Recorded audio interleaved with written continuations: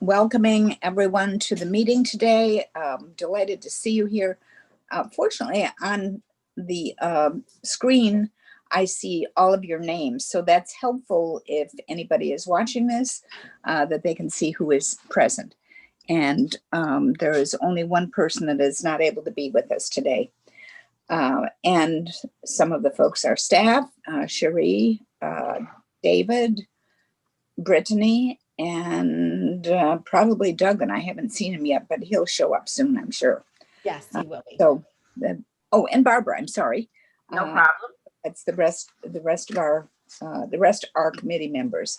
So welcome. This is a public meeting, and Brittany, will you speak to us about the public statement, please? Yes, ma'am.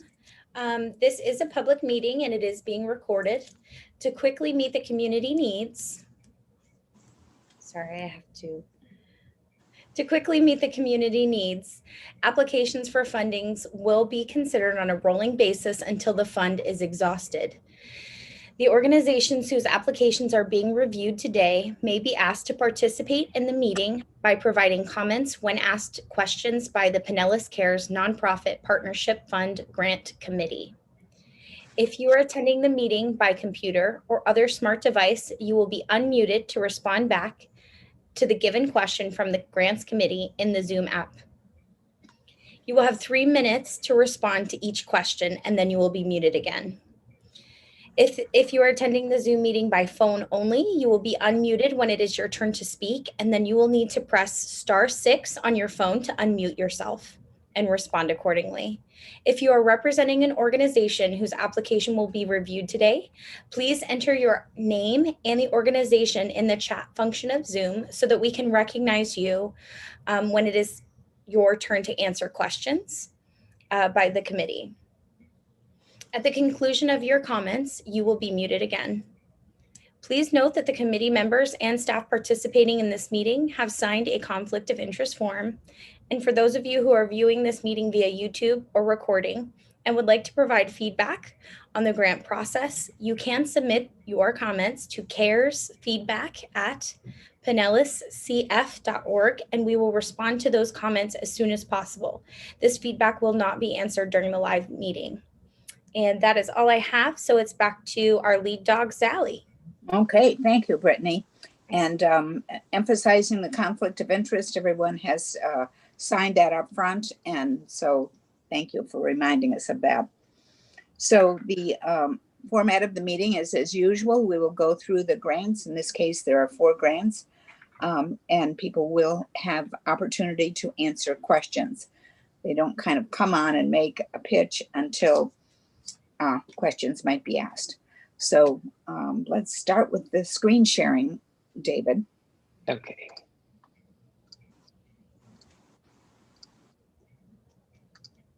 So Cherie will give a brief fund status update. I'm sorry, Cherie, okay. I just jumped right over you. I apologize. Oh, all is good, Sally. Thank you so much. So a little bit about what we've been doing and what we've been up to with Pinellas Cares.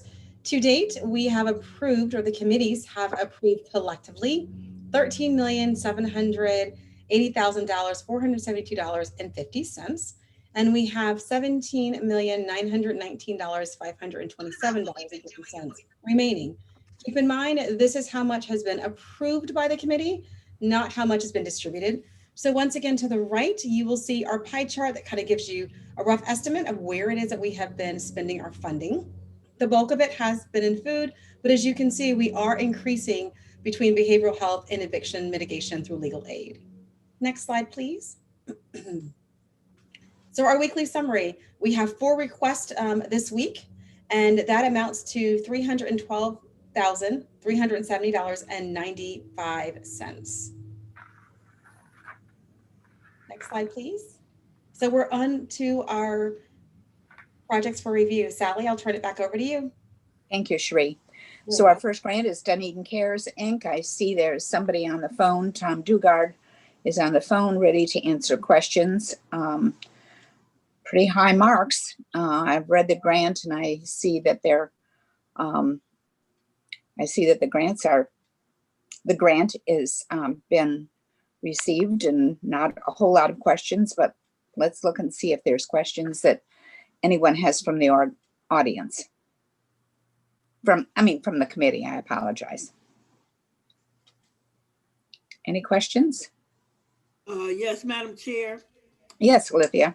In the budget documents, there was $15,600 for contracted services under the administration area. What are those? What is that cost for, please? Okay, if we could unmute Tom and let him answer the question.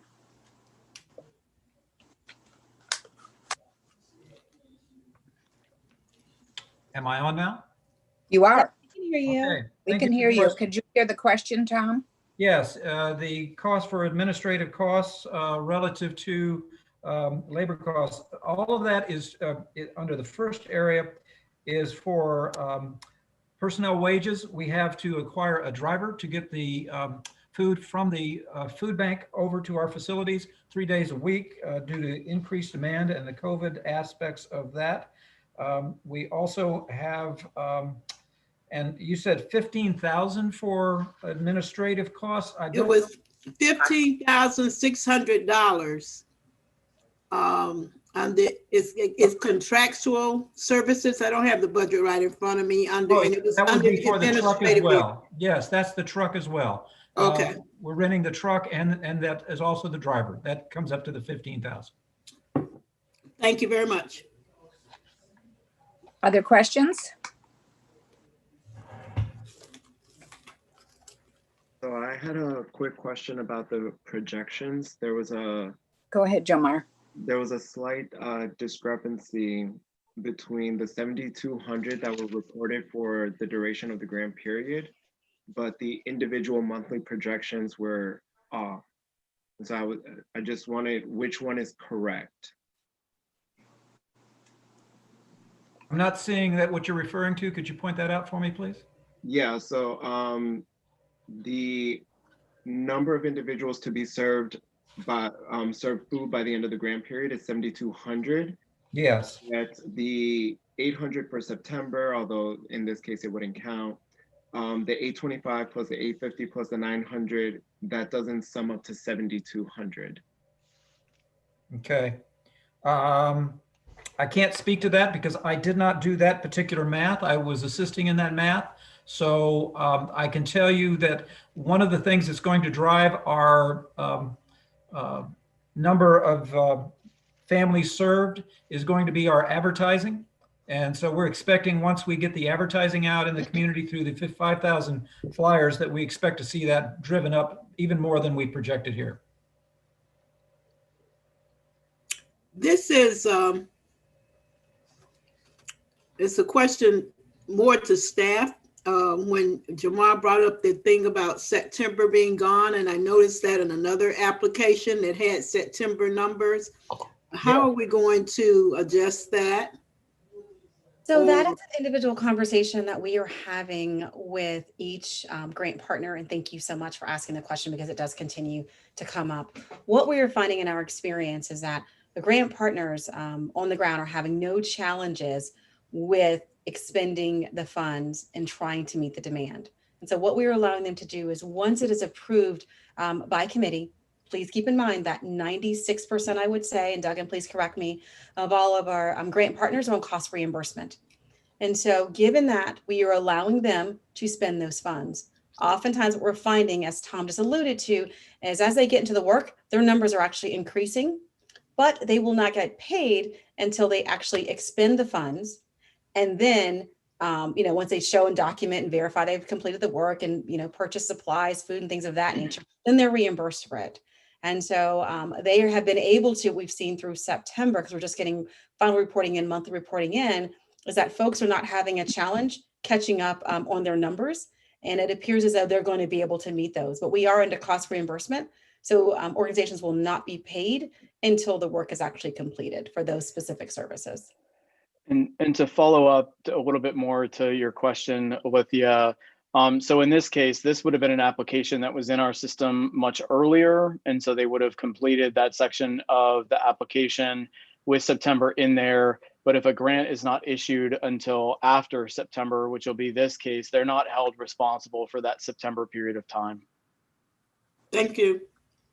I would also think, kind of circling back to Jomar's question, it seems to me that because they will now have perishable food, which is different than what they have had, that probably will increase the volume a lot. I mean, people do need dairy and fresh vegetables and meats and so on. And so I think the volume will be quite increased because of that. Because currently, or at least in the immediate past, it's been shelf products that could be held and, you know, go from. That's very true. What we found is not only do we see the intensity of need, but we also see the volume of need.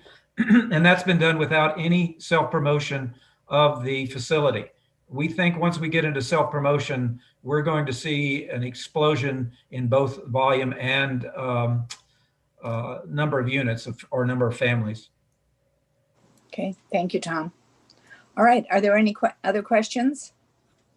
I have one, please. And this is in regards to the occupancy line item of the budget. And it appears that it was for approximately $300 a month increase in electric bills for the next 3 months, based upon comparing January of 2020's bill versus September 2020's bill. And that kind of concerned me because in Florida, typically our electric bills are a lot lower in January versus the middle of the summer. And I was just curious if there had been any analysis done on that same period of time, but previous years, you know, 2019, 2018, to show that the true impact of the increase was COVID and not just measuring it January electric usage versus September electric usage. Yes, we provided that data on past history as information. What we're seeing, the increase in utilities will be for the cooler, and we have an estimate on the cooler increase. So we're not really using that 300 is more for what we see the cooler bringing in the way of extra utility costs, not the facilities itself. Oh, okay, thank you. That wasn't clear in the narrative, but thank you. Yeah, I'm sorry about that. Any other, thanks, Lisa. Other questions, concerns? Well, we've got him on the line. Let's just be sure and ask him. Actually, I had one other one too. My apologies. For equipment, you know, the shelving and the tables for more food, I feel is very clear need, but could you just explain a little bit with the desk and the filing cabinet? I think they were priced at about $500 each, how that directly ties into the COVID need, please. Good question. We find that we have not had much in the way of administrative cost in what we've done because we've been almost an all volunteer. The processing of volume has gotten to the point where we have to be much more documented about what we're doing. We need the desk and the chairs so that we can actually start doing better documentation. And that's part of the grant as well. Great, thank you. Thank you. Any other questions? Are you ready for a motion? So I've got to look at you and see who's going to make it. I move approval, Madam Chair. Aha, surprised you. You can't see me. Thanks, Alithia. Carrie, you're seconding? Okay. Is there further discussion? All in favor of the motion, please raise your hand. Opposed? I can't raise my hand. That was just a hello. Right. No, we didn't see your hand, Tom. Okay. Hey, but I saw all hands raised, and oh, hi, Emery. I didn't see you come on. So was your hand raised? I didn't see you. Yeah, it was. Yeah. Okay. So all in, and Carlos, how are you doing today? I'm good. For a second there, I was in the gallery watching from the outside. So oh, okay. I'm good though. I'm good. We're glad you decided to join us. Thank you. And did you approve? I didn't see your hand raised. I did. I think Okay. that's what got someone's attention. Okay, thank you. All right, so it passed unanimously. So thank you very much. And Dunedin Cares is on its way.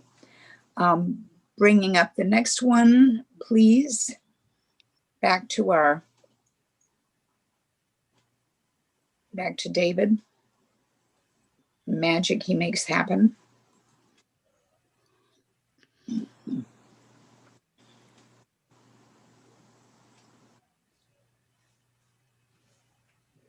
Okay, so this is the Arc of Tampa Bay.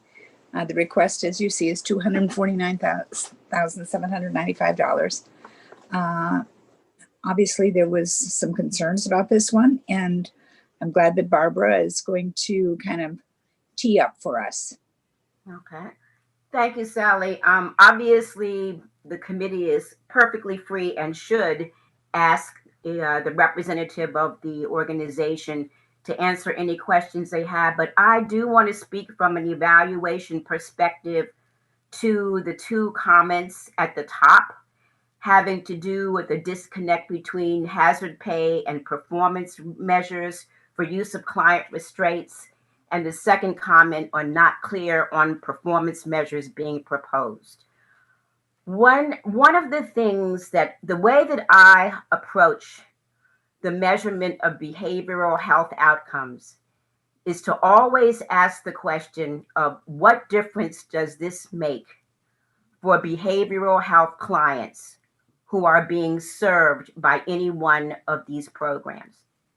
I also try to make a distinction between what is a process measure and what is an outcome measure. And usually in trying to decide what the outcome measure might be, and it's important for me to think about that because when I have grantees who call me for consultation, it's usually around what they should measure as an outcome. So in trying to make the decision as to what the ultimate outcome is, I always go back to the statement of purpose for the grant and the rationale for the request. So I just want to briefly read something from the statement on impact on the organization and the rationale for the request. So the request is for support of direct service professionals. And in the impact on the organization, what is stated is that increased turnover has resulted in a lack of continuity of care for consumers. A recent study, and it's cited, found that continuity of direct service professionals is the centerpiece of ensuring quality of life. When stable supports are not in place, residents are more likely to exhibit signs of distress and are less likely to have, quote, the best possible health. To effectively protect our residents during COVID-19 pandemic, safety and health must be critically monitored by instituting stable direct support staffing. So the point here is that the support of direct staffing is a means, not an end. The end is to ensure that the residents of ARC are safe, stable, protected, able to get the services that they need to maintain their behavioral health. So when I see a scenario like that, I actually push the applicants to come up with outcomes that I think are anchored in the behavioral health quality for the people who are performing services. Now, there may be members of the committee who think what we should be looking at here is whether or not the staffing levels were maintained. And just maintaining the staffing levels is an acceptable outcome. You have a right to think that way. You could make a decision to think that way. And I think these two questions are reflective of that kind of thought process. But as a behavioral health professional, what I would push you to think about is what is the ultimate purpose of this funding? Yes, it is to stabilize direct support staff, but the ultimate outcome is to make sure that the residents of ARC are safe, they're stable, and their behavioral health is protected. So I had a conversation with Carolyn Reginelli about this on the phone, and I said to Carolyn, what evidence do you use that your residents are stable, that they're doing well, and that they're safe? And she said one of the things that our regulatory bodies require us to do is to look at the use of restraints, because overuse of restraints would indicate that staff are not safe, they're not stable, and they're not doing well.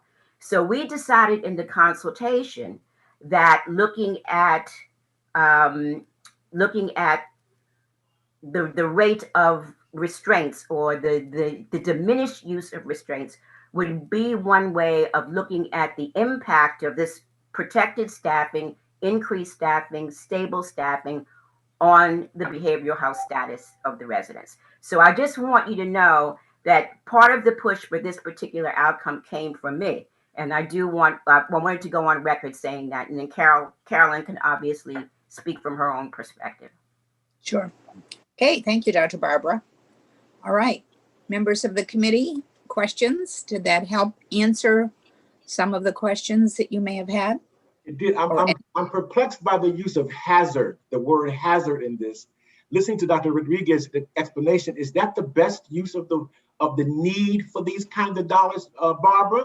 Is the word hazard? Is there another way to capture it? Because I just got. Well, hazard was not my language, but I do think what we're talking about here, Carl, is the stability. Yes. The stability, the comfort level, the ongoing need for socialization.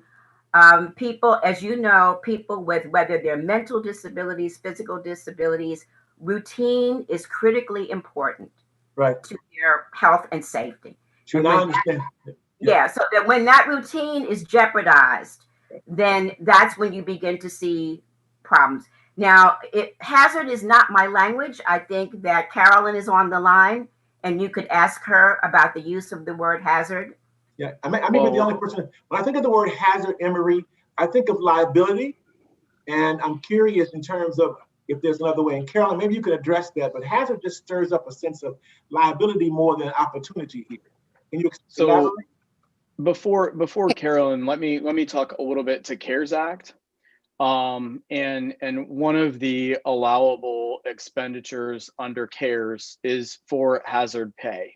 Okay.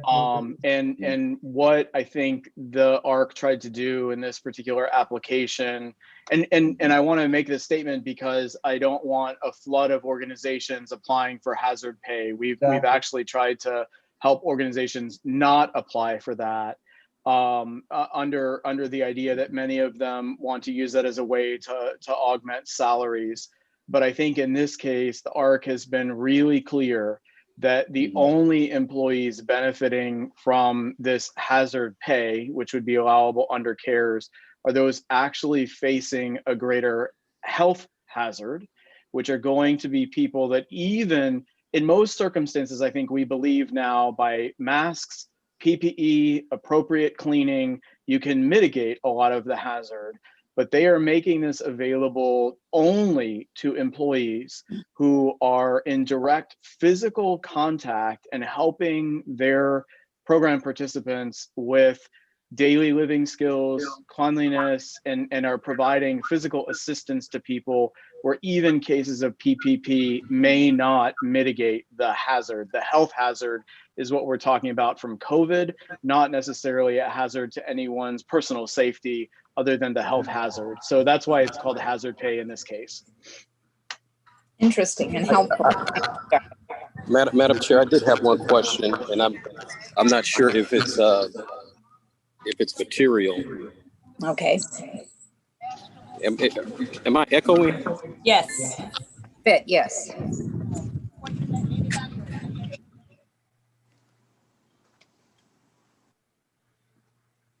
Okay, is that better? Yes. It is. Okay. I guess my question is, what is the evidence that the high turnover rate is related to pay, and is that material to the conversation? I mean, it just seems like that's kind of an assumption wrapped in an enigma. I mean, what's the evidence that really the reason why people, as opposed to say the added pressure or the environment as it relates to these new COVID requirements and working in close proximity to patients. I don't know if that's material to the question, to the conversation, but that was the question that I had anyway. Okay, and I can help answer that. This is Carolyn Reginelli from the ARC Tampa Bay. Our executive director, Brian Siracusa, is also on the call, as well as Beth Tassis over HR. Really what we've seen is a huge increase in our turnover rate post-COVID. Prior to COVID, I believe we were around, let me see, we were around 45% turnover rate. Once COVID hit, our rate is around 58%. Right now, we have about 60 vacancies across our programs with direct care staff, and just kind of doing a review of the local positions that are like entry level. We do pay a little bit less than the average rate that's around here. So we kind of had hoped to, bring in more applicants and retain the ones that we do have with a pay increase. I believe Beth from HR might like to contribute. I don't know if you could unmute her mic. It's Beth Tassis. Hey, Beth, you're on mute. Well, you can unmute yourself. Hi, good morning. Morning. Hi, Beth. It's afternoon, but we're with you. Oh, apologize. Good afternoon. So just to kind of further what Carolyn has stated, so definitely we've seen an increase in turnover, in vacancy, and we do some exit data collection when people are leaving the agency, and most of the people are leaving directly because of the exposure and the hazard that COVID has presented. And, finding that, they can leave and they can go to industries where the compensation is a little bit more fruitful, and they're not really subject to the same type of exposures, which, it's always a burden on an organization when you have a hard time in any typical environment staffing an agency. But COVID has just really exponentially put stress on us in that area. And, when we talk about kind of the mental health aspect of things for the people that we serve, there's not a lot of continuity in care when your staff are turning over that frequently. So it makes it very, very difficult. And a lot of the reasons that our employees are citing for leaving and seeking other employment situations is very directly related to the hazard and the fact that they can receive more compensation in other areas if they pursue other employment opportunities without the stress and strain. Okay, thank you, Beth. Did that answer the question?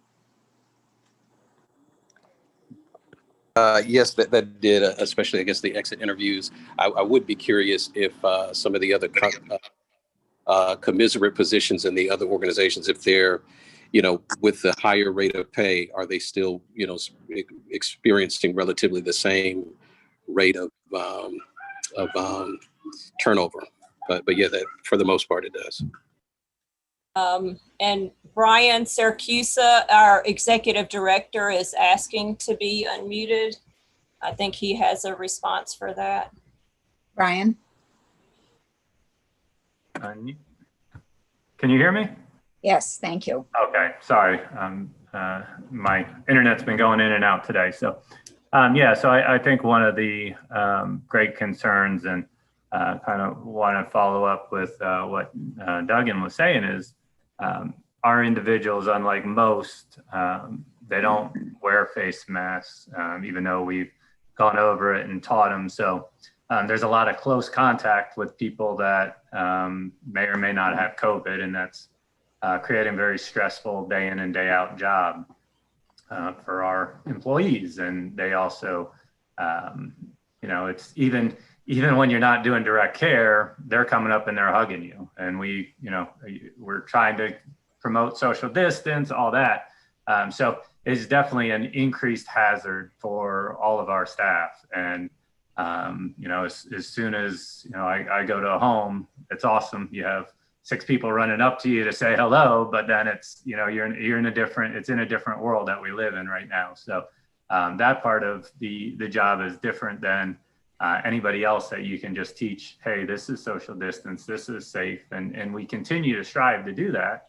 And we're working on it. But I think that's a big drawback for the staff. And even the other thing is, with staff, they like to pull down the mask because our individuals a lot of times read facial expressions. So not only their mask, but they're also looking to kind of get in and peek behind that they've seen this face now, and now they're looking. And then when you go into the community, which, you know, as things are opening up and we're trying to give them, you know, similar rights, if you don't know the individual and that's when you have turnover, that's where a lot of problems happen, and it can be a very serious consequence. So that aspect of it with the residents themselves, and not knowing the staff, and the staff not knowing triggers and not knowing, can create some severely challenging behaviors. And we have 9 group homes that are labeled, or excuse me, 8 that are labeled behaviorally challenged. So, Okay, you know, thank you. going back on Good snapshot of some things that you deal with in your organization that are somewhat unique from other organizations that we hear from. So, other questions, Carlos? Was that your question? I forget now who asked the question. We had a few of those questions, but my concern has been satisfied, and I'm appreciative of Dr. Rodriguez's analysis of this situation. It makes for a much more sounder request for CARES dollars. Okay. Was that a motion on your part, Carl? If there are no other questions from panelists, yes, Madam Chair, a motion coming from me to approve. Okay. Excuse me. Wait, if there's a second, it's okay. No, ma'am, you have a question from Jomar. Jomar has a question, motion on the floor, but Jomar has a question. Well, hold on. All right, Jomar. So I'm seeing here that your organization, that ARC Tampa Bay, had a PPP loan from April to June where they provided hazard pay to their employees. And based on what Dr. Morrison Rodriguez said very eloquently on performance measures, I'd really like to know what the restraint usage data looked like during those months. Okay, I actually have the monthly data, and kind of where things come into play is we've seen, so that ended in June. So a good number to look at is our total time in restrictive procedures. And a restrictive procedure can be basically if someone's physically aggressive, you can use a physical restraint, and it's timed to how long it is, and it's safety care procedures. Or it could be someone who has self-injurious behavior, who is like biting their wrist or banging their head. They might have a helmet that has to be placed on their head, which is considered a restrictive procedure. So when we look at June, the total time for all restraints, so say if we had 10 restraints throughout the agency, we're going to total that restraint time. In June, it was 267 minutes. Okay, and then in July, we had 446 minutes. And then in August, it was 503 minutes. So our time in reactive strategies across the organization has increased, which we want that number to go down, obviously. So we do see that we are starting to have an increase in reactive strategy usage, which is any procedure that is to prevent harm to the individual or to others. Okay, and so what you're saying is that once these funds from the PPP loan were expended in June, July and August, your employees went back to having their regularly compensated pay? Correct. Okay. Jomar, just a point of clarification for the committee, because I have had a lot of conversation with Carolyn. I do want you to know that they do have a hazard policy in place that has been in place prior to them asking us for the funds. And so that's one of the distinct differences, that they have had a hazard policy in place. This is not new simply because of COVID. Good to know. Thanks, Carol, Cherie. Any other questions before Carl's motion comes before us? I do. I just have a quick question, and it kind of segues off of Jomar's and then the hazard policy. My question was the rate of pay that the hazard pay would be. It was a range of $2.25 to $2.50 an hour, I believe, depending on how many vacancies were filled. I just wanted some clarification on how that would work. Like, are people getting $2.50 an hour and then 10 people are hired and then they get less? And like, how was that received from the staff? And then I also wanted to know if that was consistent, that range or that amount was consistent with the previous funding streams for the hazard pay that have already been paid out to staff members. Yes, the $2.50 an hour would be comparable to what's already been paid out. We as an agency, if you look at our hazard pay policy, say for instance, if our payroll is going to cost more than that during the life of this grant, we have committed as an agency to pay people $2.50 an hour because we will use reserve funding for any shortages. We are committed to making sure that our direct support professionals, do get the pay and compensation that they deserve. We did, even our last pay period, we used some of our agency reserves, which is not something we have done in my recollection, but our board of directors were so passionate about it and the work that they're doing that they felt that, we've got to take care of our people. Thank you. Okay. Was that it, or was there something else, Lisa? No, it was kind of, my two questions were kind of in one. So that was it. Thank you. Okay, thanks. Any other questions? Sally, I would just want to say, we have done some reimbursement for agencies for past expenses where reserves and non-PPP, non-federal funds have been used for purchases. My suggestion would be, if we can, that if this is an application the committee wants to approve, that if reserves have been used after the PPP loan went out, that we get the flexibility to work with the agency to increase the grant amount to cover that as a reimbursement, so that way they could utilize those reserves starting again in January to extend the life of the policy. The idea would be, it seems CARES Act and COVID appropriate, that let's help them extend the life of private funding if we can. And we have the flexibility to do that, Duggan? If you all will give us the flexibility, we will do that. We'll make sure all the documentation is accurate. We're not supplanting funds and all of that, but it would, based on what Carolyn just said, it sounds like that's going to go above what this grant ask is, but staff will make sure that it's appropriate and appropriate documentation is provided. Yeah, I would fully support that. Yeah, me too.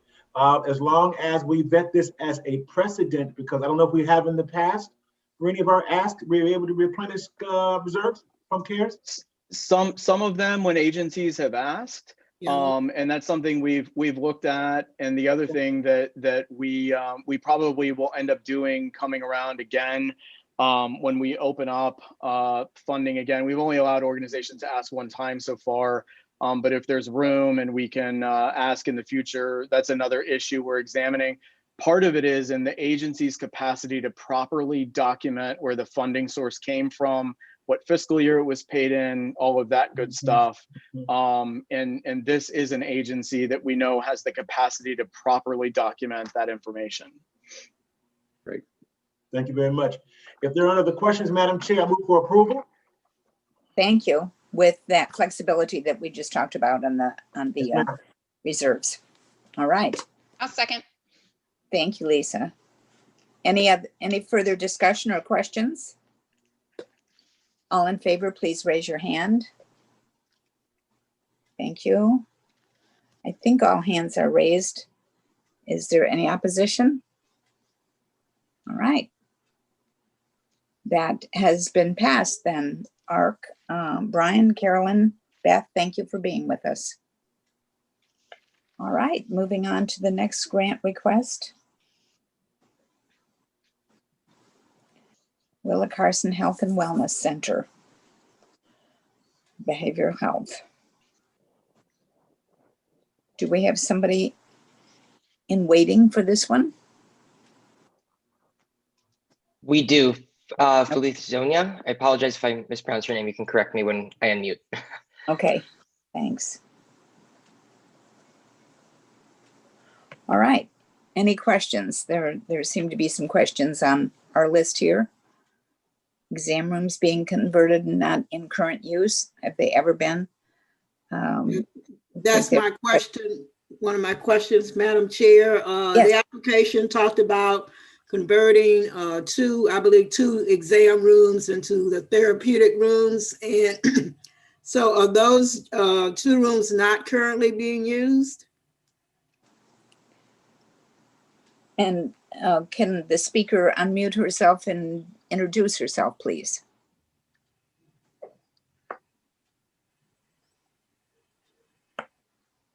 She's unmuted. Okay. Did you hear my question?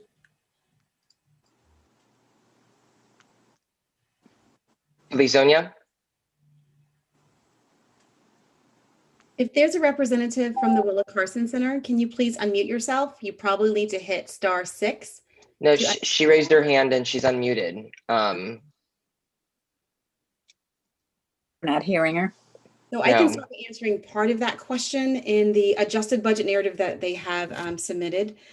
They did remove the cost specifically to convert the therapeutic room. So those costs have been removed. That $200 amount has been removed and repurposed back into program services. So I did want you all to know that, but specifically how those rooms were being utilized prior to that information, I don't have. So hopefully the representative can get unmuted to answer that question for the committee.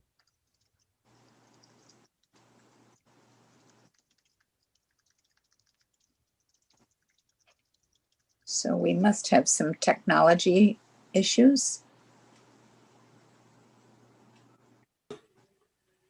If it doesn't work, we can go on to the next and I'll give a dial to number in like we did. I don't know if it was this committee, but we did this a couple weeks ago. Right. Okay. So I will work on that and we'll move on to the next one. Thank you, David. Okay, I'll give her a number. Okay. We're grateful you have the talent to do that. The rest of us do. Multitasking. So celebrate outreach. Celebrate outreach. So that's a request for capital improvements for the kitchen, their outreach kitchen. And of course, it's a food request. So a number of questions.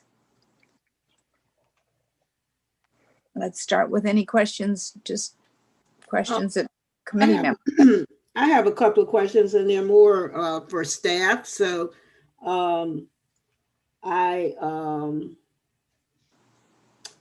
the insurance documentation,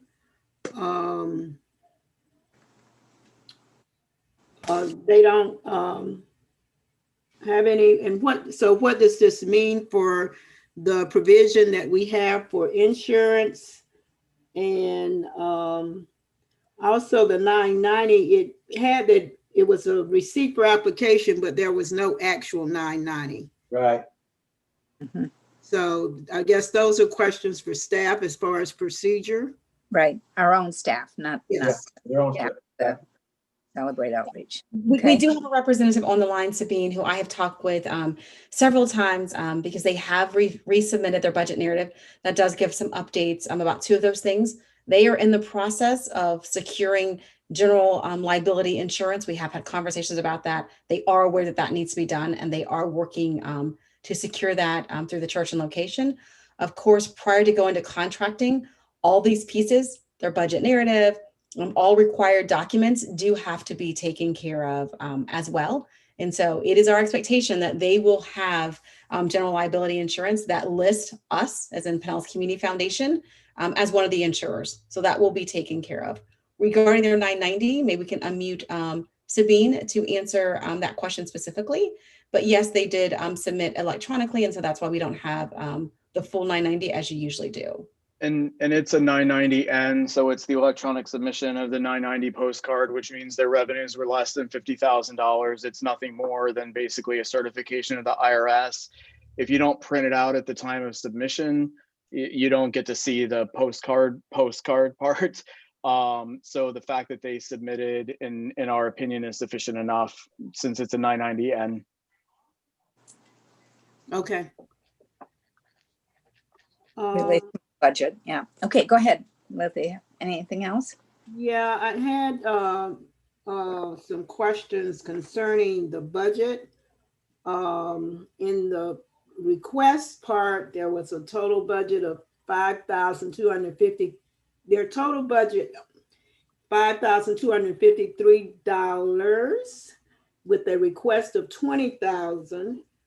But then when you, in the application further down for a budget total, they had $63,500 for 2020. And then they had a requested budget of $11,984.55. So I don't know what they're asking. I mean, I read the document, but the numbers aren't gelling. Okay.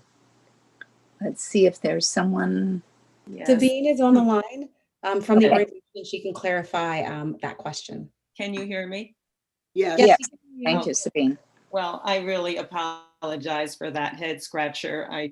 I'm so sorry. So that was one of those things. I pushed the send button in the middle of the night. I realized, no, you don't have $20,000 budget here. That is, you went for the max and things changed as you did the application. So initially, when I did the project budget, I came up with, I think it was under 7,000, perhaps 6,300.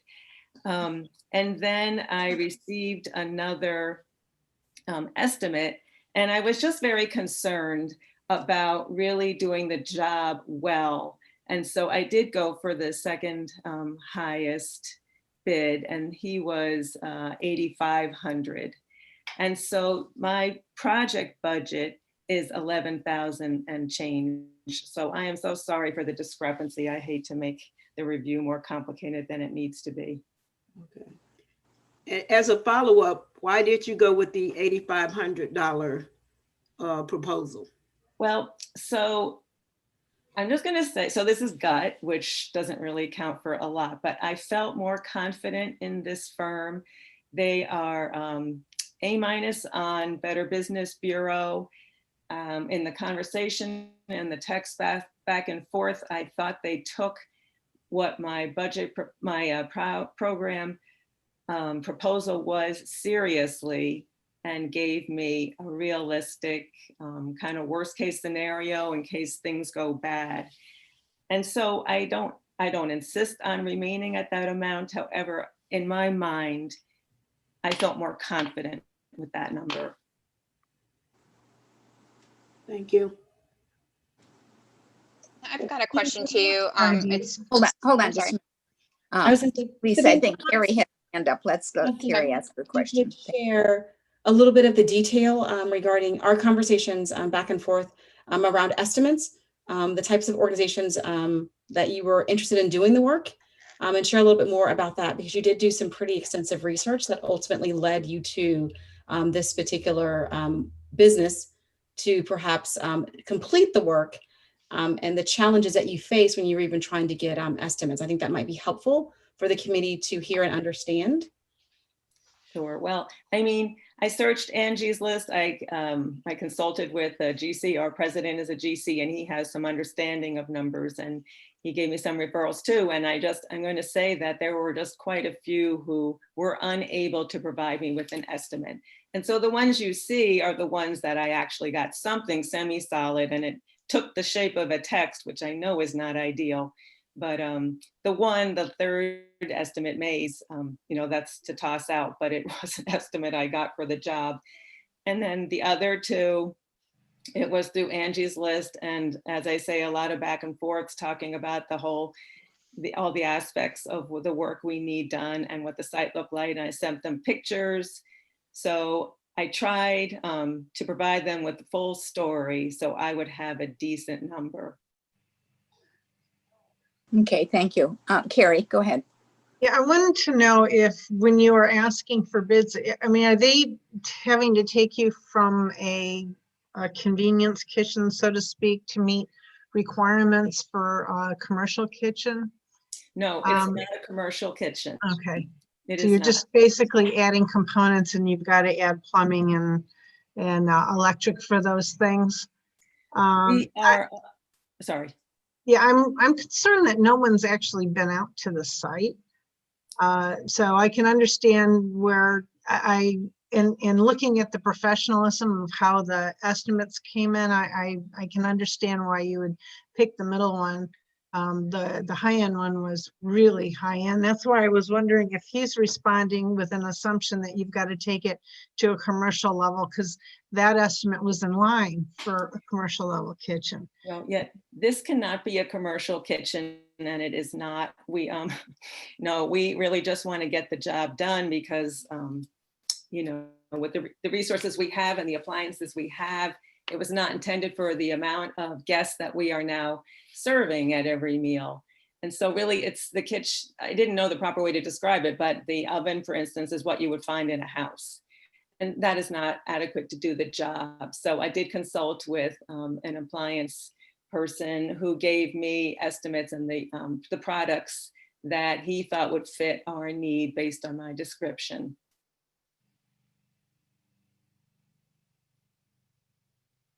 Carrie, anything else? No, I think though, if you're trying to meet the needs for the next 2.5 months, and to go and to do the sort of build out that you need, if you're really looking at just meeting the needs for the short period of time, I would think that you could probably be up and more effective if you went and found commercial space to lease, as opposed to trying to do this as having this up and running and being able to meet the needs of your clientele, I think is going to be very, very challenging. May I respond? Yes. Yes, please do. Okay. Yes. And I can understand how you would say that, but I'm telling you, the lower estimates, they were chafing at the bit. They wanted to go out. I just couldn't, and get this in on time. This is not going to be commercial. This is to improve. It's three things, right? It's the sink, it's the stove oven, and it's the grease trap. I believe, from what I've heard from the contractors who responded, they could go next week, but you have to get all our ducks in a row. I understand what you're saying. I believe it will make a huge impact on serving our guests. That's just the best I can say for you. It's small in the scheme of things, but it's huge in terms of our efficiency and effectiveness. I think Carrie's point may be that, did you look at the alternative, which we certainly have on a lot of projects that we've approved, where we've gotten people who have, organizations who have looked on the one hand at renting or leasing something as opposed to buying something. Oh, absolutely. Oh, okay. Well, so whether you did that or not, we'd probably be curious at least. Well, I think Ms. Roos, I see what you're saying, and I neglected to address that. But I'm just going to say, well, you could see from our budget, as imperfect as it was, we are a small organization. I mean, there's not a lot of margin. And so in terms of rent, we did look at the beginning of the year, we looked all over, and this was really the only thing we could afford.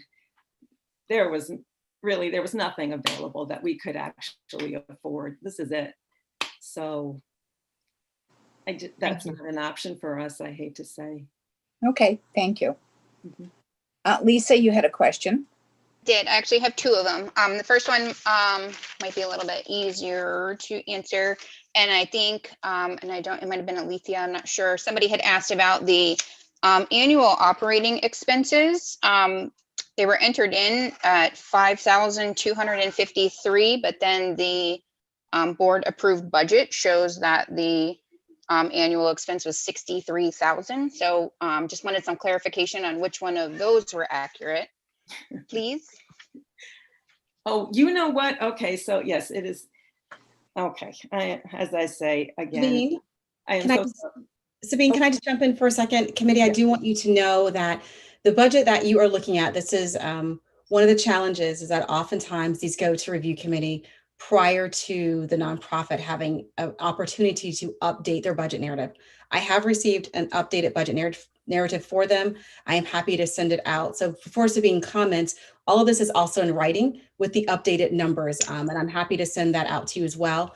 We felt like as staff, it might be confusing once you review an application, you get another budget narrative separately because of how our system works. We can't send it to you in the same system, but I'm happy to send that to you. So Sabine, as you talk through that, just recognize that the committee will not be looking at the same document that you have most recently sent me with the updated numbers that connect. Yes, and thank you very much for that. And I would like to add one thing, which I think accounts for this discrepancy because it's massive compared to our meal share program. I incorporated our Tiny Homes for Homeless Veterans project, which that's a huge component in a very small, modest budget.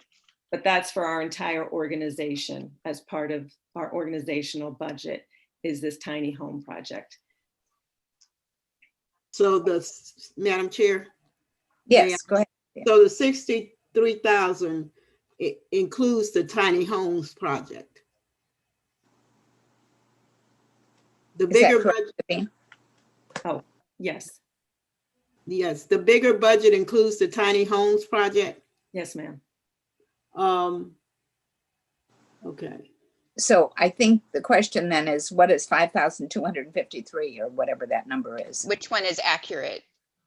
So the 5,000, I have to think, I don't have it in front of me, but I would have to think it is our meal share plus operating costs.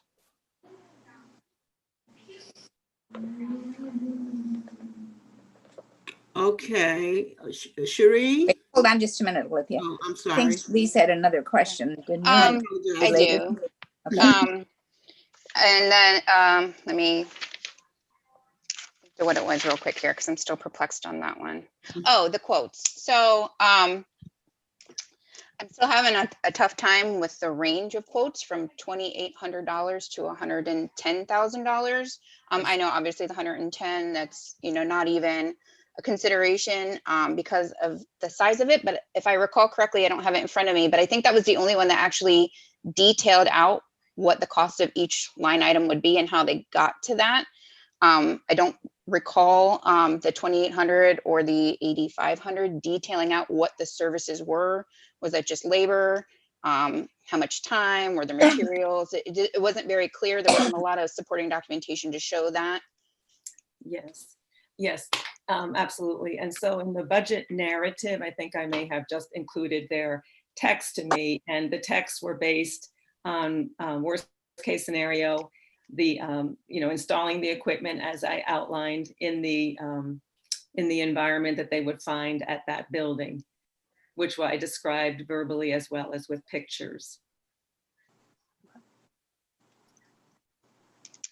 Is that in the updated budget narrative, or would that have been the one that we reviewed, Cherie? I'm trying to recall. Sure. So that is in the updated one. The one that Sabine just submitted yesterday does give robust understanding around specifics from the actual contractors to be utilized. I'm just struggling. I understand that this is a fluid process and a lot of things change, like from when we get them and even after we have them. And it's difficult sometimes when there's so many questions surrounding a budget and we don't get to see it to connect all the dots, and we have to make an approval, you know, assuming that all the dots are connected and that we feel comfortable with it. I don't know if any of the other committee members feel a little have pause with that at all, or if it's just me. It's especially with such a wide range, you know, if they fluctuated 1,000, maybe 2,000, like I know that contractors fluctuate in the rate, but to go from $2,800 to $110,000, it's difficult to see that. Right. Alithia, you still had some questions, and I'll get to you, Carrie. Yeah, Cherie. This is for Cherie.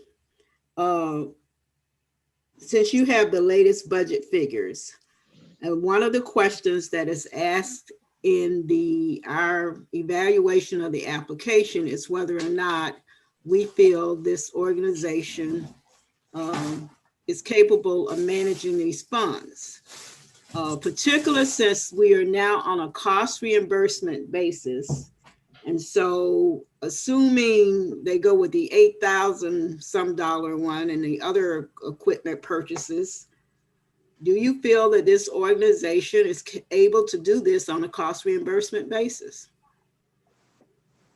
So from conversations and through the application, I recognize that oftentimes those who are writing the grants are not as well versed as some of us who work in this space all the time. So let me say that first, I recognize that. And yes, parts of the grant application are not as we hope to see them. However, I do feel confident that the organization can carry out the work through the interaction that I've had with them. Keep in mind that before anything moves forward, there are several sets of eyes on the budget, the application, and things of that nature. So it's not just myself and the staff team. There's also Duggan and our director of finance who also review all these documents as well. But I think it's with anything else, there are no guarantees. It is a very small request for what it is I think that they can do and how it is they can impact our community.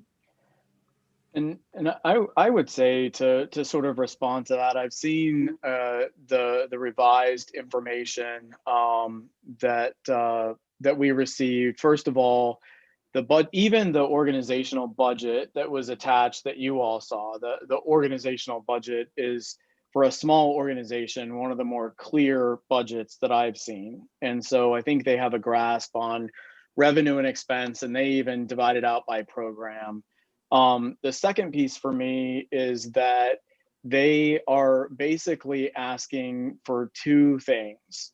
One, the purchase of equipment for the kitchen, the appliances, and then the second is all related to the installation.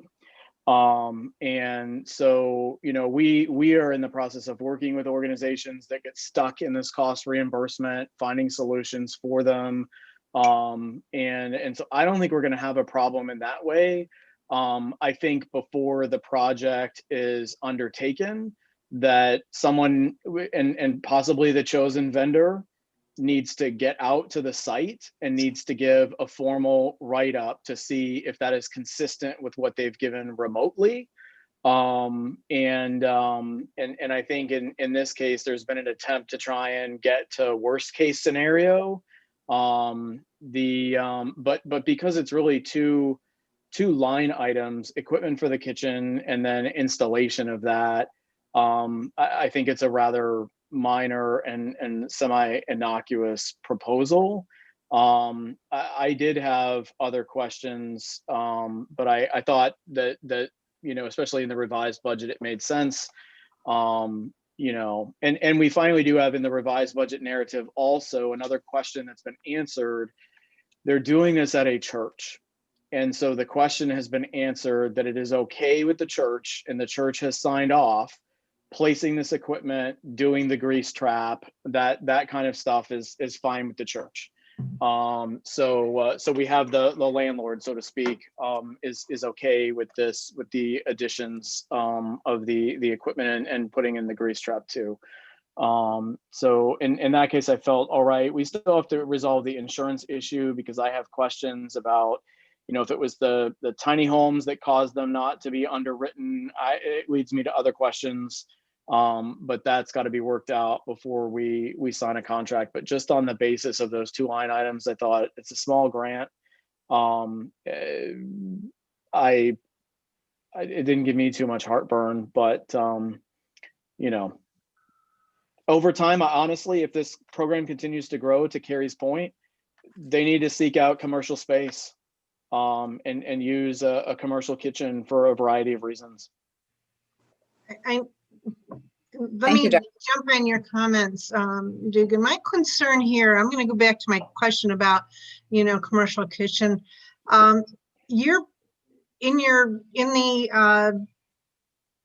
the proposal, you have commercial kitchen components. You can't just install them like you would a residential component. The range you've got has very specific hooding requirements, and I noticed, I went back and I looked, the May bid, the real expensive one, includes adding that hood. Now the hood alone, without installation costs, can run almost $10,000. You need separate circuitry and breakers. I mean, to put a range like that in is not just the cost of the range and somebody coming in and doing some hookups. In order to go forward to do this, you're going to have to meet permitting requirements, which means you've got to have everything drawn out. Now, you might have, someone at the church that can do that, but chances are, that's going to need a drafts person to do and an architect to approve in order to submit it to your county for permitting. I mean, this is a big deal, and I've been through a number of these, and it's never what you think. It always takes longer, and it's always much more expensive, and just not having a hood in there is a big red flag for me. It speaks to trying to meet a requirement without understanding what you're getting into. I love the fact that you want to expand, and I love the fact that this grant might give you an opportunity to do this. However, I do not feel that the monies being asked for are going to cover what you need.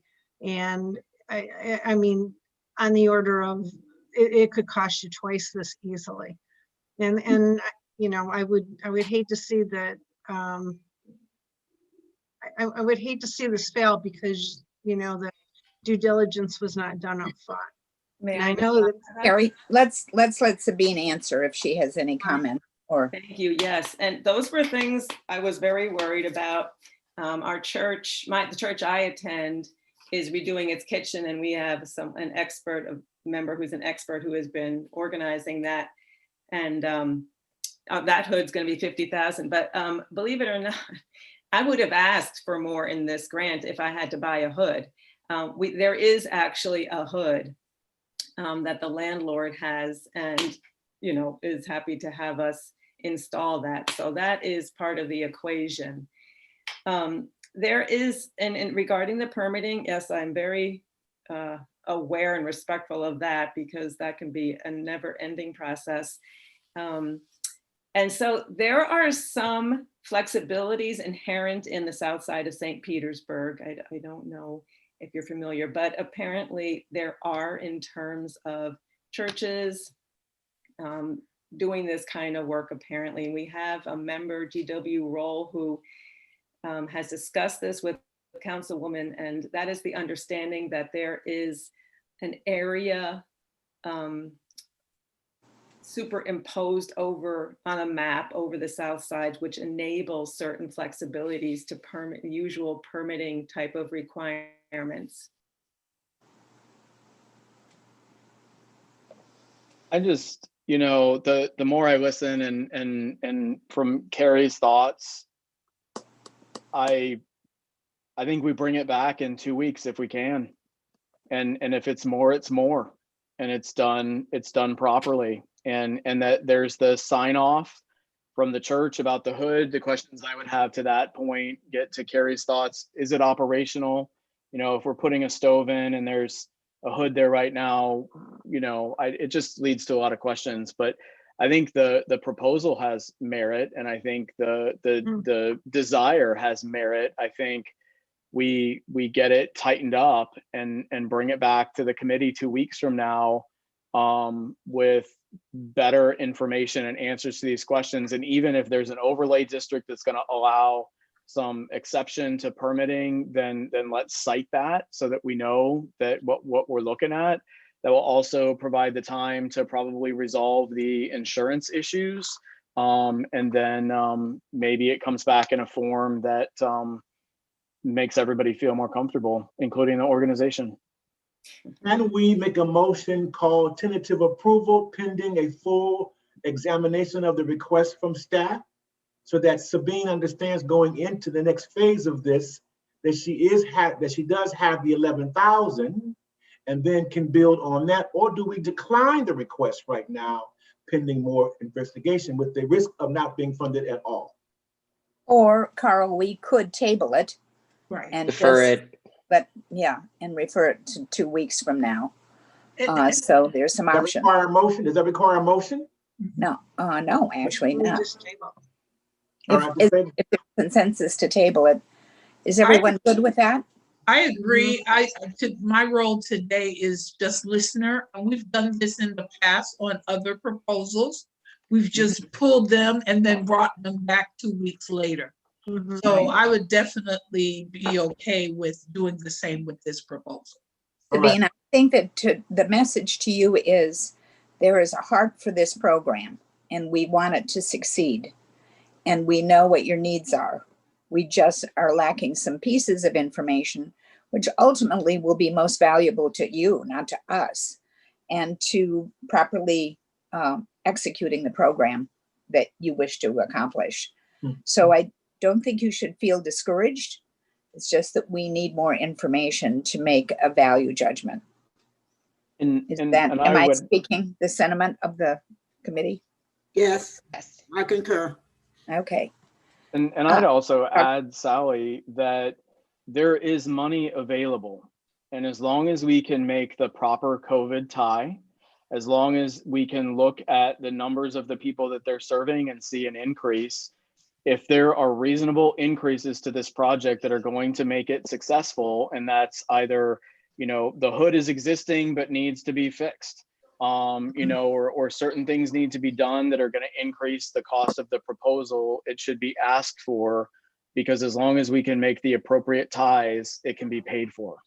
And now is the time to do it. Right. That's good then. It's good. Right. Do it right. Do it right at this point. Excellent. Thank you, Carrie, for flagging that. That's a good thing, Sabine.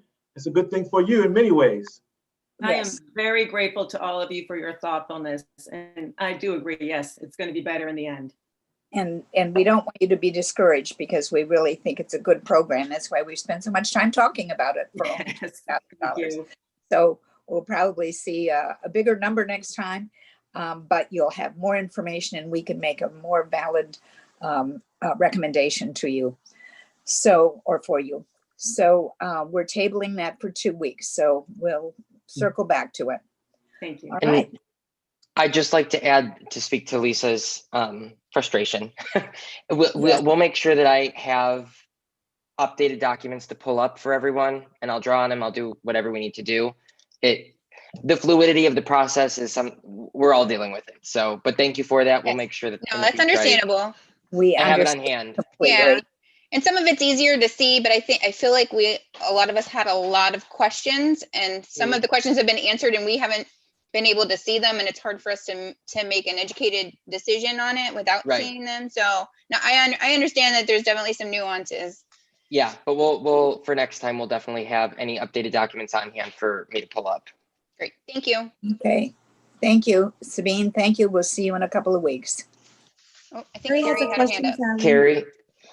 Yeah, I just wanted to make a comment, and that is I'm very encouraged to see that the staff is continuing to follow through with these organizations for, updating numbers and getting good grants in front of us. I appreciate that. I think the quality of the work coming in is commendable, and I just wanted to give a shout out for that. I applaud you for saying that, Carrie, because I've gotten that feedback from other organizations and people that just say they've heard about it, they know about it, they've watched it. So I think you are correct that we have a great staff that is being helpful and continuing to evolve this process, which is very challenging for them in particular. So thank you, staff, Barbara, Cherie, Duggan. Who am I missing? David. David, Yeah, of here I course. am. Brittany. David and Duggan and Brittany. Yeah, I know. David, I always feel bad that I leave you off. We wouldn't be able to do this without you. So Thank there you. I appreciate it. Okay, so we have one last one, don't we, that we're circling back to? Yes, Willa Carson. Okay. I have the person on the line. If you press, do we remember our questions? Should I wait? Should I pull it up again for our questions? Yes, please. Yeah, Okay. pull it up again, please. And let's see. Oh, I know, Alithia had the questions about the exam. Yes. Go ahead, hit it, Alithia. Okay.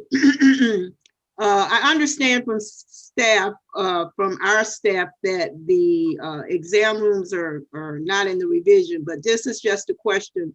Were they currently in use, actual use?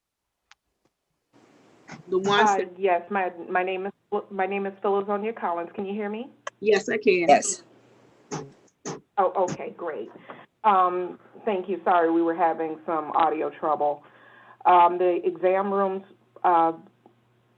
pre-COVID was being used, and due to the decrease in volunteers and staff, the physician is seeing patients, but they're seeing them via telemedicine. So we have the exam rooms available now because we are not currently seeing patients in the office that we can use and to provide these mental health services for the community.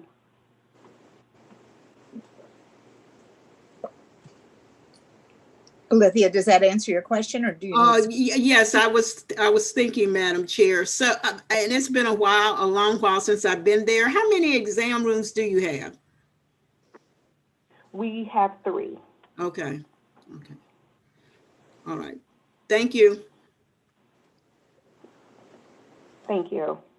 So there was a question about the number of clients being served over the project time.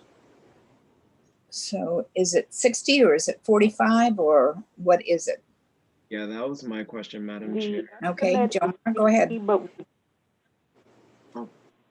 ahead. Go ahead and ask the question, Jomar, and let her.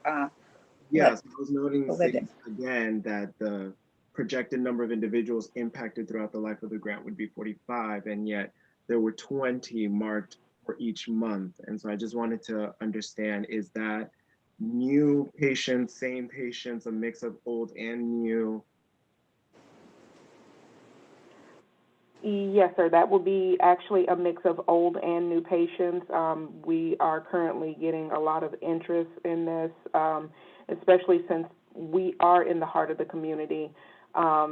We've had word of mouth and people reaching out. So we estimated about 45, but it seems that we may surpass that. Okay, thank you. Other questions? Another question that I had, Madam Chair, was about one thing that we're noticing, especially through COVID, is the unfortunate circumstance of digital poverty. So we're noticing that people, even before COVID, were struggling to access Wi-Fi. If they had a computer, it was, for example, the child, it was strictly for educational purposes.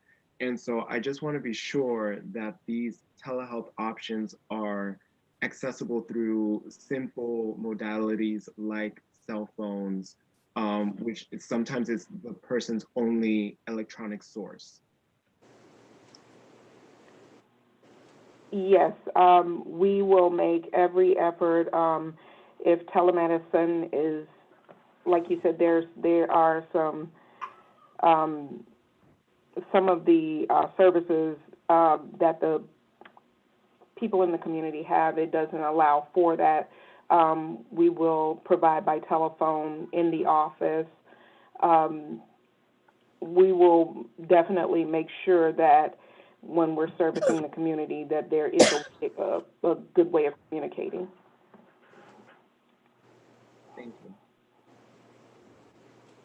This is a question that I have for Duggan and team members.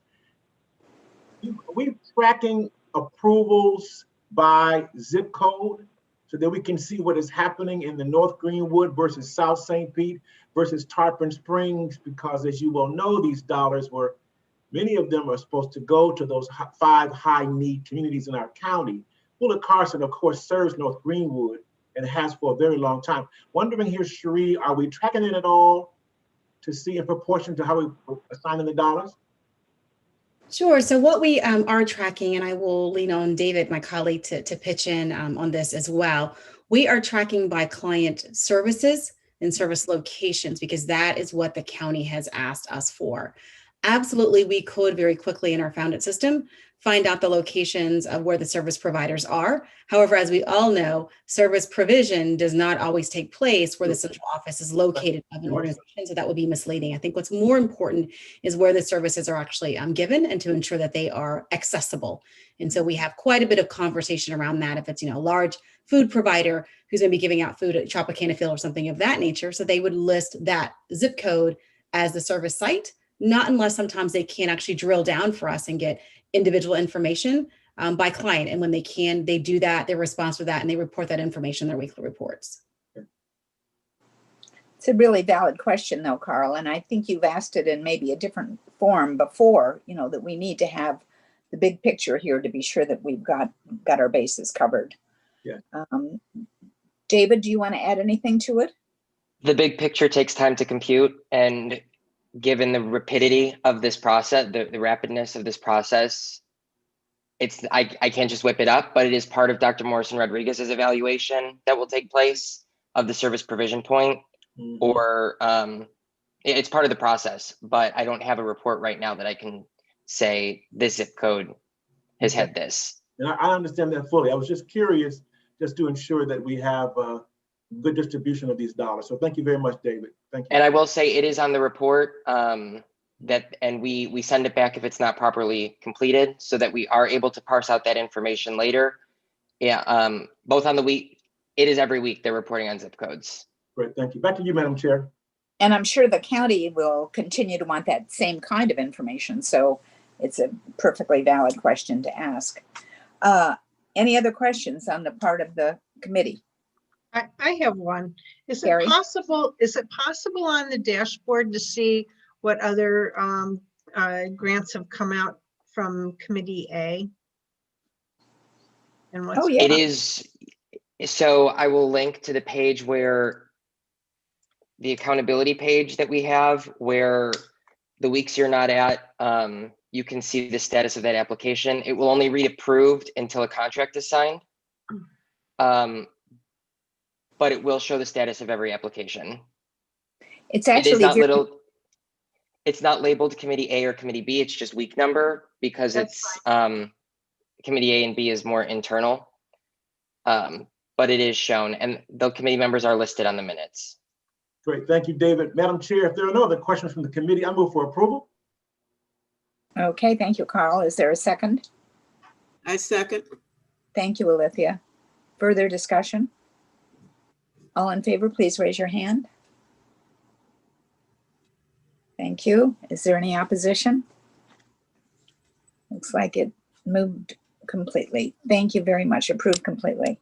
Thank you very much. And I'm glad that we finally were able to be connected to our representative from the Willa Carson Health and Wellness Center. Madam Chair? Yes. Can I just ask a question as staff?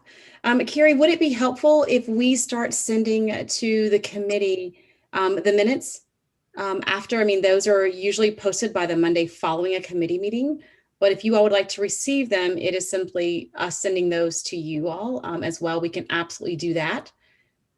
It's what pleasure is, if that would be easier for you all. They're on that accountability page with each week. The minutes, the presentation is all there, as well as the grant applications that each committee reviewed. They're all linked.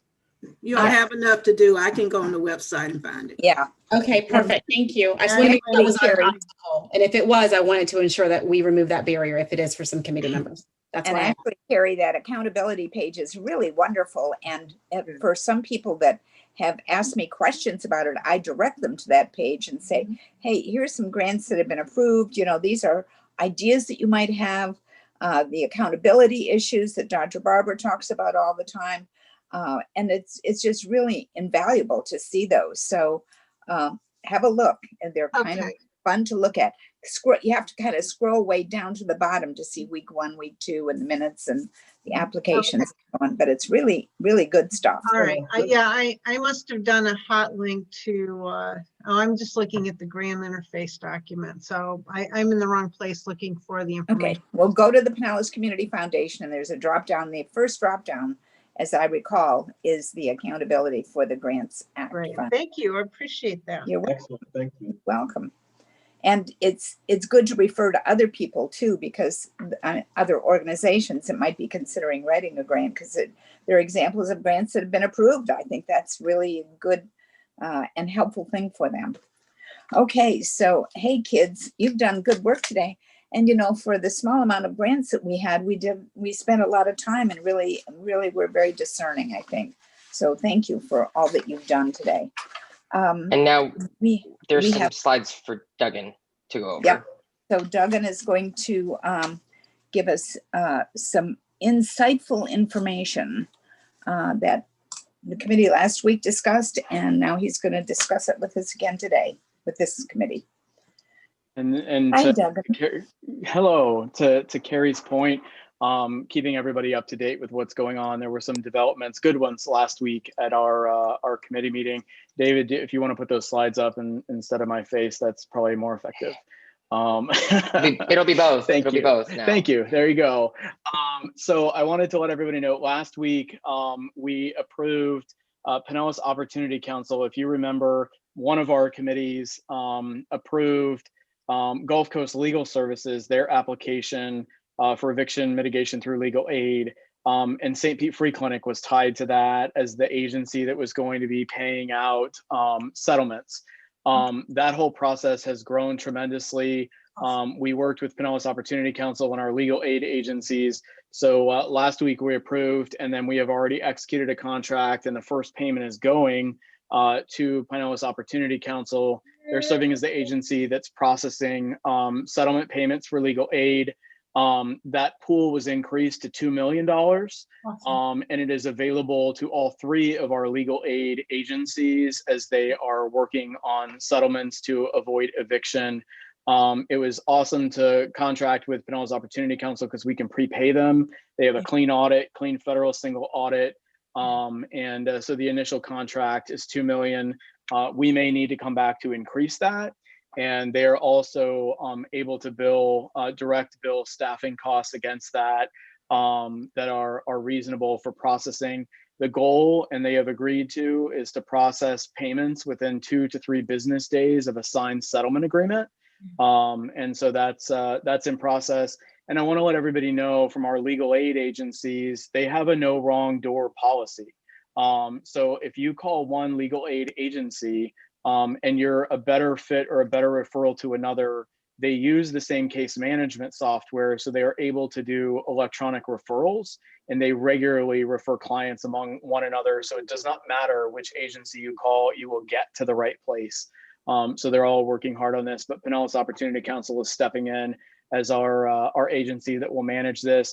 And honestly, at the end of the day, the St. Pete Free Clinic is grateful because they know that the work and the volume of these requests is going to skyrocket. And so now we have a pool that's accessible to all the agencies. So that's something we took care of last week. Next slide.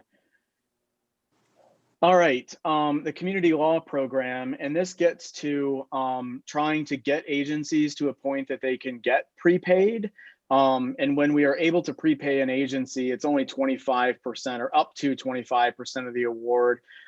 So in the community law program budget, they had a very significant allocation to the Homeless Leadership Alliance. And so that was the $351,000. We took it out. Last week's committee agreed to take it out, and we are direct contracting with the HLA. It doesn't change the process. It doesn't change how it's going to work. And the HLA will be assisting clients of our legal aid agencies that have failed mediations with assistance to obtain stable housing. The county was okay with this. We were okay with it. The HLA is okay with it. So is community law. So it's win-win for everybody. And again, because HLA has a clean audit, clean federal single audit, we can prepay them. And because the volume of the grant dropped to community law program, then they can now be prepaid too. So win-win all around for the community law program and the other partners that are a part of this. And then the final slide is good news. As Cherie mentioned earlier, many of our applications result in reimbursement basis grants. I think we've explained before, we run all organizations through a risk matrix. This is our implementing uniform federal guidance as to whether or not a grantee should be prepaid. And so although you don't need an audit to apply for this grant, it helps in determining whether or not people can be prepaid. Many of these organizations, especially smaller organizations, the volume of the grant creates a situation where it's reimbursement basis only. Some of those organizations have been stymied to get started, and we've done some things internally to try and make life easier for them, employed a great degree of flexibility and some just-in-time funding for some of them that is still appropriate according to the feds. But we have worked to create a working capital loan fund. And I guess, Carl, does it matter now that we can say who the funder of the working capital loan fund is? You most certainly can. You most certainly So we have the Foundation for a Healthy St. Petersburg is putting up $2 million to create a working capital loan fund for these small organizations. And we are working with the Tampa Bay Black Business Investment Corporation to be the entity that will loan the money at no interest to organizations that need it with an executed CARES contract, so that they can essentially get what many large organizations do is go get a line of credit. But they will be able to get that through the Tampa Bay Black Business Investment Corporation because of the generosity of the Foundation for Healthy St. Petersburg. And we have gotten clearance to pay the administrative cost of this program through CARES Act dollars. So we will be executing a contract once everything is settled out with the Tampa Bay Black Business Investment Corporation to be the entity that is doing the disbursement and then the collection of the loans. The idea is to make the process simple. It is only going to be available to organizations with executed CARES Act contracts. It will put them on par with organizations that can get prepayment. They will be able to get up to 25% of their contract amount to get them started. It's no interest and no fees, and the loan is due back at after the closeout period of the CARES Act grant. So we're hoping that this will help those organizations be successful in getting moving faster. Want to thank very shortly. Want to thank Emery Ivory on our committee. Emery is the board member at the foundation who made the motion, I understand. So Mr. Ivory, again, thank you for your support of both this committee and the process. Stellar work for sure. Absolutely. Thank you for revealing that, Carl, because I didn't know that, and that's really good news. I heard late in the day last week that it had been approved, I think after our meeting was the board meeting, but I'm delighted. And so thank you to the Foundation for Healthy St. Petersburg for becoming a partner with us, and a partner mostly with these small community-based organizations that have needs, and we can meet their need, but they just don't have enough capital to lay out. So that's perfect. Thank you so much. Madam Chair, can I say something, please? Of course you can. I just want to thank you guys, the staff, Duggan and Cherie and David and Brittany, for all the hard work that you did on this with the POC and with the capital, because it really shows your heart in terms of being this process being an equitable process in the distribution of these dollars into the community. So I'd personally like to say thank you. You're very welcome. Big applause. Thank you very much. I second that emotion. Just working in South St. Pete, I've been in ministry 17 years, and generally speaking, most of the time these opportunities skip over this community, and a lot of it is because of some of the things that you all have worked to address. And so I agree wholeheartedly with everything that's been said, and appreciate the hard work and effort. Thank you. Thank you, staff. I'm sure you're getting all choked up at all of this, all of these accolades. So just want you to know we do appreciate you, and we refer people to you all the time. So you know you have no rest at all. I know that. Is there anything else, Doug? Have you pretty much covered it? That's it. I just wanted to give those good positive updates. Right. Very good. Thank you. As I said, you did good work today. Anybody have anything that they want to say before we close? Yes, Madam Chair, I will not be at the next meeting. I have a conflict, but I will read my applications and Thank you. answer questions. Okay. You're not going off to China or anything, are you? I'm not going anywhere. Oh. I know that feeling, just to another meeting or something, or doctor's appointment. I know, I understand that. Okay, so we'll miss you. We always value everybody that comes to the committee, but it would be wonderful if you could do those scoring of the grants. So thank you for that. Any other comments? If not, this meeting is adjourned until 2 weeks from today. And here we are. I mean, almost halfway through. We are running fast and running hard. So keep up the good work, because we need you to be as discerning as you've been in the past. Be discerning in the future too. Thank you. Thank you, Sally. Very good. Thank you, Good to see Sally. you all.